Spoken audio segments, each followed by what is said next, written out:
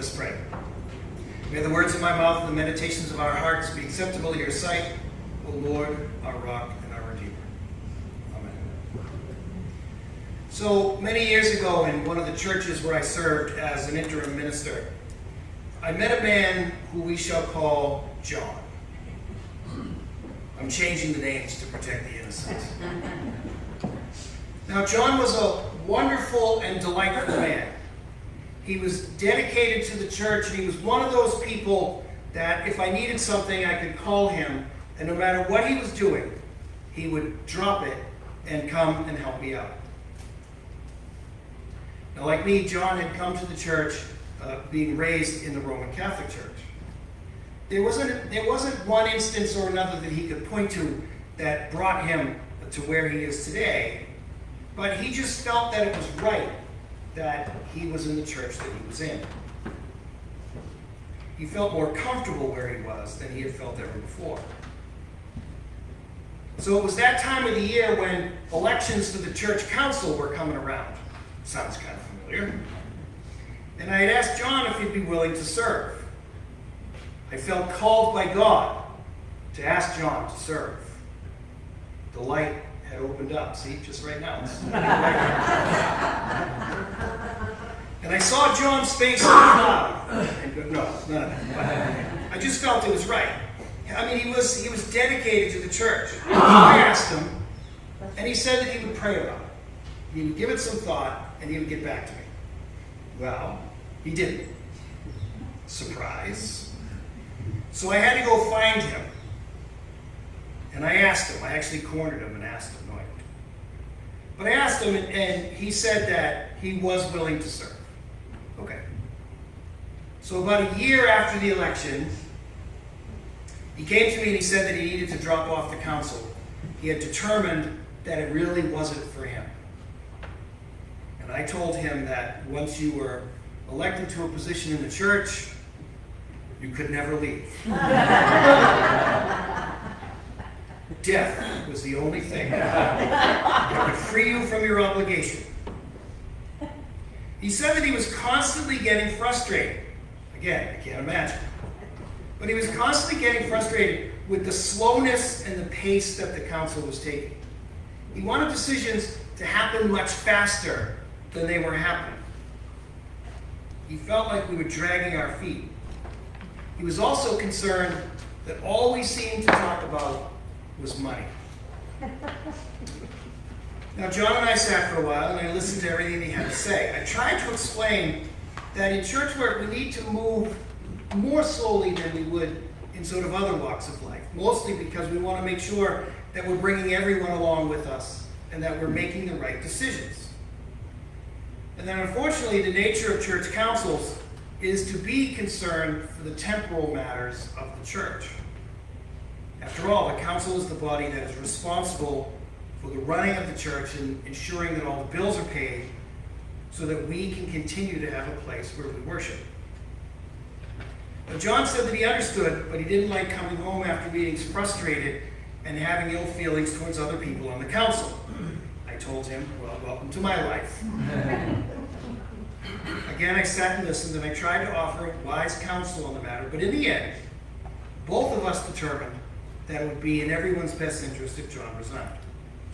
I recall saying to him that serving in church leadership was not for everyone, and that in fact no one likes to see the sausage being made. The problem was that serving on the council had become a stumbling block for John. He would get frustrated at meetings, and he was developing feelings about other people that were not charitable. Now, in today's scripture lesson, we come face to face with that same thing. In the lesson we heard from Mark, Jesus tells us what we need to do when something is a stumbling block in our lives. We're just to cut it off. We'll get to that in a minute. Don't be sharpening your knives. I believe that Mark's gospel is underappreciated. This is one of the few times in the 3-year cycle we hear from Mark. We don't hear from Mark very often. It's widely believed that this gospel was written by a man named John Mark, who traveled with Paul and Barnabas, and then eventually ended up with Peter. It's understood that what John Mark is writing is based on the teachings and the theology of Peter, and that Peter was the primary source for what was written. Now, unfortunately, the author of this gospel doesn't leave a lot of clues as to the timeline. In some gospels and in Paul's letters and other letters, there's little hints that we find that help us to date when the gospel was written. But in Mark's gospel, he doesn't really do that. There is a connection, however, to Rome. And since there's no reference to the destruction of Jerusalem, it's believed that the words in Mark's gospel were written sometime before the fall of Jerusalem, which happened in AD 70, which would make this the first of the four gospels to be written. So it's one of the earliest writings that we have. It's understood by many that John Mark was writing this gospel for the Christian community gathered in Rome. Now, the gospel is clear that Jesus is the Messiah, but it also points to the fact that Jesus has come to serve and to give up his life for all. There is no ambiguity in Mark that Jesus is the Son of God. We see that he has power over demons. He heals the sick, and he forgives sins. But Mark also points to the fact that Jesus is fully human. Another fact that we often overlook. Mark uses the parts of Jesus and his agony the night he was arrested in the garden and the pain that he felt on the cross. Mark also points out the secret nature of what Jesus was doing. Mark has Jesus speaking in parables, much like we heard this morning. And Mark's gospel is the one where after Jesus does something, he tells them, no, don't tell anybody, as if that was really going to happen. Parables are a useful tool in teaching. Although sometimes I wish Jesus would just get right to it and say what he was thinking. Think about how much clearer the world would be. I mean, Jesus kind of skirts around the issue of loving everyone, for example. If he was more direct, perhaps giving us a command that we had to love everyone and treat everyone equal, perhaps things would be much better in the world. That's sarcasm, by the way, in case you hadn't caught on. But in this instance, Jesus is using a parable because it requires the listener to listen, to really listen, and to listen and look for the clues that are just under the surface. Parables also require the listener to think for themselves. Now, I know that in our 21st century world, that's not a radical idea, but in first century Palestine, this was radical. I mean, in fact, prior to the Enlightenment, this was a radical idea, that people had the ability to think for themselves. It was my job to tell you what you were supposed to think. I'm still willing to do that if you want. Just let me know. But it required this thought. Jesus is not going to spoon feed his disciples. He's going to make them think. Really think about what's going on. He wants them and us to develop our spiritual mind and the ability to discern what is right and what is wrong. Now, the other interesting thing about parables is they sometimes leave the teachings open to interpretation. Now, I've said this before. Everything in Scripture, as we know, is open to interpretation. I see things one way, you may see things a completely different way. That's what interpretation is all about. I have also said in the past, don't confuse your Google search with my theological education. Good one. Now, I've also said before that I believe it's the job of the church to take these 2,000-year-old lessons and make them fresh and anew for the present generation. Each generation sees things differently. And it's the church's job to sort of be ahead of the curve in that way. Not to rush into things, but really to look at the history behind what the church has thought and taught about the certain issues, but then also to look at it in light of the present day.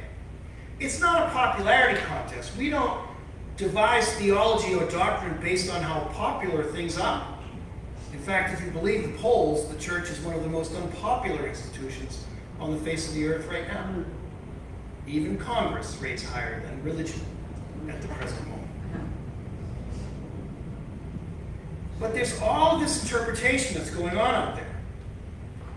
But again, we need to be able to take this stuff and interpret it in the light of the present day. Now, this parable we heard today talks about lopping off bits that cause us to stumble. Again, let's not do that. I don't want people chopping hands off, or feet, or eyes, or anything else, or anyone else's for that matter. Your hand is causing you to stumble. Gone. But this isn't exactly what Jesus is getting at. Sometimes Jesus uses these extreme examples to get your attention. It's sort of like people are kind of dazed and they're looking around, and then he has to come up with something to bring the attention back. And so he comes up with something outrageous. But it's also, think about how difficult life would be if one of those things were missing. So we're starting to circle in on the point here. So the challenge then becomes, how do we make this particular passage relevant to our lives today? So we need to begin with a question. I want you all to think about the answer to this question. What keeps you from truly following Jesus? Now, I'm not saying that we're not followers, but what I'm saying is we all can do better. And for most of us, some of us perhaps, there's something that's keeping us from doing that. So I began with the story of my friend John, and how his service on the church council was becoming a hindrance to him and to his spiritual life. He tried all sorts of ways to deal with it. But in the end, he had to cut it off. He had to cut off that part of his life that was causing him to stumble, that was being a hindrance for him in the furtherance of his spiritual life. Now again, Jesus uses some radical examples here. He says, if your hand's the issue, cut it off. If it's your eye, gouge it out. Again, I wouldn't recommend that for spiritual purposes. And I think there's a lot of other ways of dealing with what keeps us from truly following. But this is what the parable is designed to do. It's designed to make us think. It's designed to make us think about what we're supposed to do. It's not always what's right on the surface. In fact, most of the time it's not. We've talked about this when I talked about the miracle stories. It's not about the miracle. It's about what happens next. And a lot of that's like our spiritual life. It's not about what's right on the surface. It's about what's going on underneath.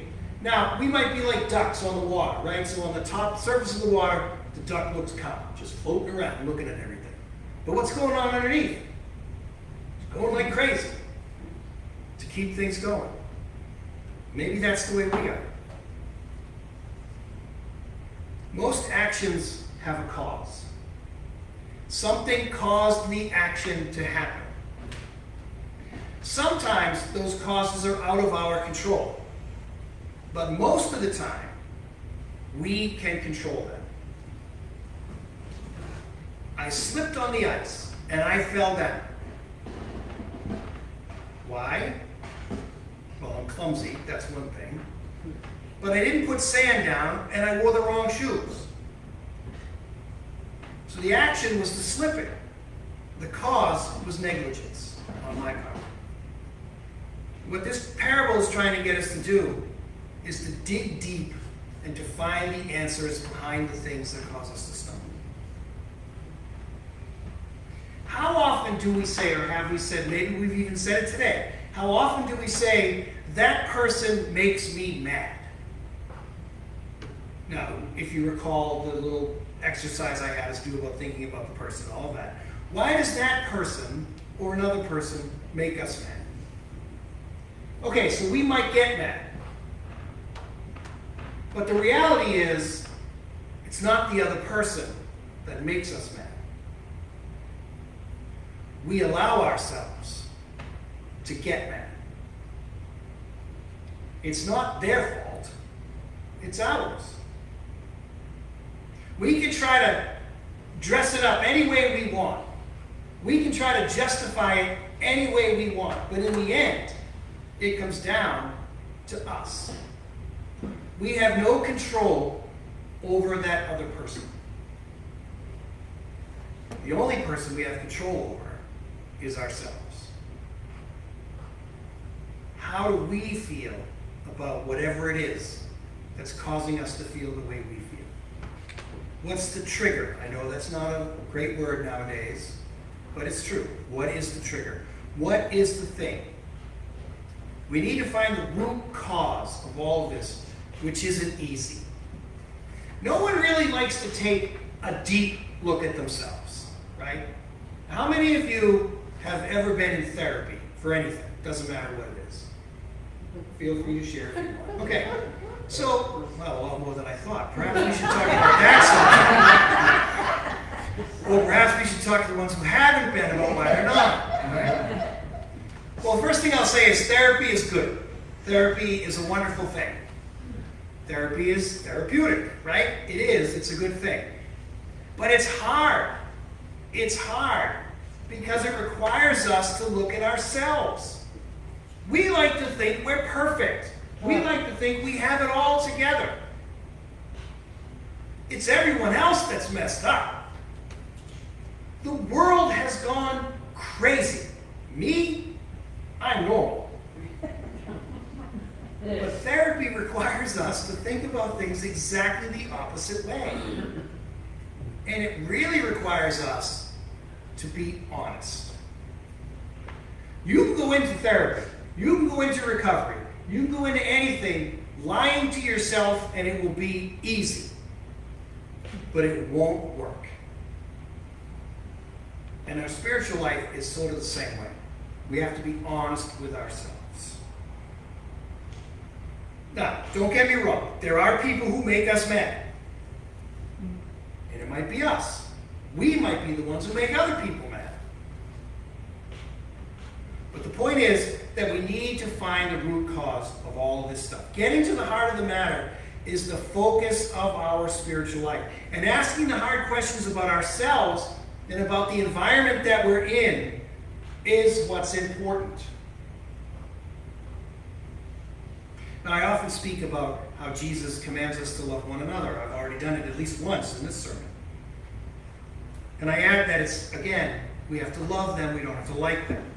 We have to love each other, but we don't have to like each other. And this is an important distinction to make. And it's also an important part of our spiritual life, and one that Jesus is getting at here. The idea of loving everyone does not require us to be a doormat. And for our own preservation, sometimes we have to cut people off, including family, which can be one of the hardest things to do. Or sometimes it's real easy, depending on the person. But for our own sanity, for our own spiritual preservation, this is what has to happen.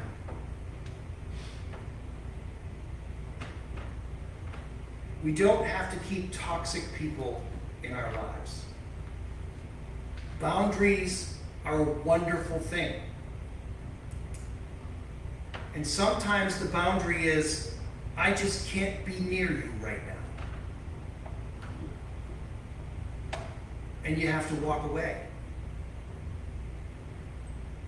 If the person constantly makes you mad, if the very sight of that person starts something churning in you that you don't like, you need to cut them off.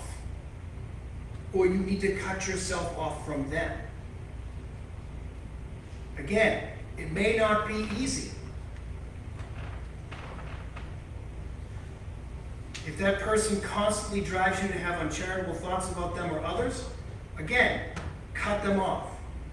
If the job that you have is unfulfilling, if it's driving you crazy, If it's causing more problems than it's worth, cut it off. I know it sounds easy. It's not. But then again, nothing in our spiritual life is easy. Sometimes it's not the hand or the eye that needs to go, but rather it's the other person.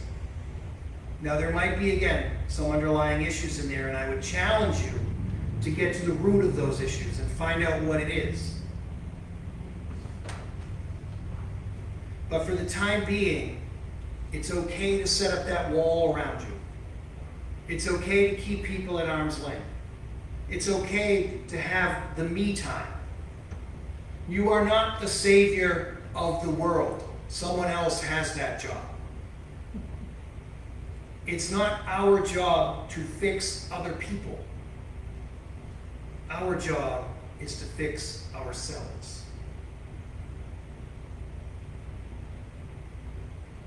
When I was training as a spiritual director, one of my mentors described the spiritual journey as making a slow descent through all the stuff in our lives that we don't want to deal with.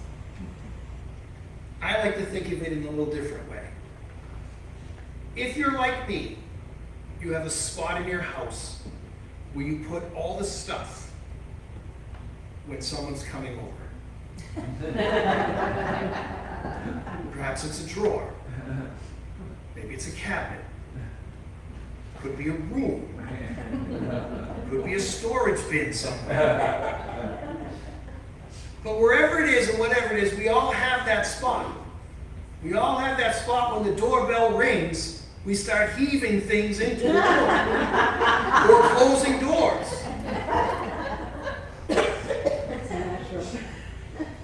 If you ever want to come and visit Nikki and I, you need to give us advance notice. But our spiritual life is a lot like that. Our spiritual life is the place, we have that place in us where we put all of those things that we don't want to deal with. We put all of those things that make us uncomfortable. Again, if you've been in therapy, perhaps you've started to deal with these things. But the idea is that the first step is to open the door, which can be very difficult. Because all that stuff in there is all the pain, all the anxiety, all the people, all the hurts, all of that stuff, all the grief that we just don't want to deal with. As much as we set up boundaries around ourselves with other people, we set up boundaries around ourselves for ourselves. The idea is we open the door and we take one thing out. The room, the spot, whatever it is usually arranged that the bad stuff is way in the back. And the easy stuff is right in the front. So you take that one thing out, you close the door quick before something else gets out, and you deal with that one thing, whatever it is. You get that accomplishment, you feel good that you've dealt with something. And then you open the door again and take something else out. And the idea is that our spiritual journey, which we cannot do alone, by the way, is that our spiritual journey is this constant dealing with the things that confront us, that constantly deal with the things that come up, and how we deal with them. It might be people, it might be events, things in our lives, whatever it is. And then there's those things that we probably will never be able to deal with. And that's okay too. We may always have something in that room. The idea is that we get to a point where we stop putting stuff in there, right? And so maybe that's the first step. The first step is we don't open the door and jam more in. We deal with sort of what's out here first. Then we start tackling what's in there. So when we hear this parable about the cutting of the things off, this is what we're talking about. We're not talking about physically cutting bits off of our bodies. talking about dealing with those things that cause the problems in our lives that we need to deal with. Now, if we look at this as a whole, it can be overwhelming. Again, but if we take one small piece at a time, it becomes easier. As the philosopher once said, how do you eat an elephant? One bite at a time. But we take one item out at a time, we deal with it no matter how long it takes. So what is that thing? Or what are those things that are in that space? What are those things or that thing that keep us from truly being disciples, the disciples that we're called to be? The ultimate goal of discipleship is that we're living to our full potential as human beings. Spiritual, yes, but as human beings. Are we living to that full potential? And if not, what is it that's keeping us from doing that? And how can we find the help that we need to deal with that? If you need help dealing with it, there's help for that. If you know someone that's struggling and you can help them out. Sometimes just being with another person, sometimes just walking with another person helps them in ways that we will never, ever understand. In my role in chaplaincy and in hospice, I supervise a lot of seminary students who are coming up, as we say. And one of the hardest things for them to understand is you don't always have to say something. You know, when you're going through the line at a wake, right? You're in line and you're getting closer and closer and you start to get nervous, you're sweating a bit about what you're going to say, right? Because no matter what you say at that point, well, first of all, they're not even hearing it. But it's, how's it going to sound, right? Oh, what'd you do last night? How's your week been? You know, I mean, it's like you can't really say anything. So I say to seminary students all the time, if you're sitting with someone, now if they're asking questions, obviously you want to try to answer, but if you're sitting with someone in the hospital, you're sitting with someone in hospice who's coming to the end of their life, you're sitting with a family who's just lost their loved ones, just sitting and being is fine. Because sometimes when we open our mouths, wrong things come out. My favorite one to the answer to the question of why did this happen to this person or why did this person die? And the response is, God needed another sunbeam.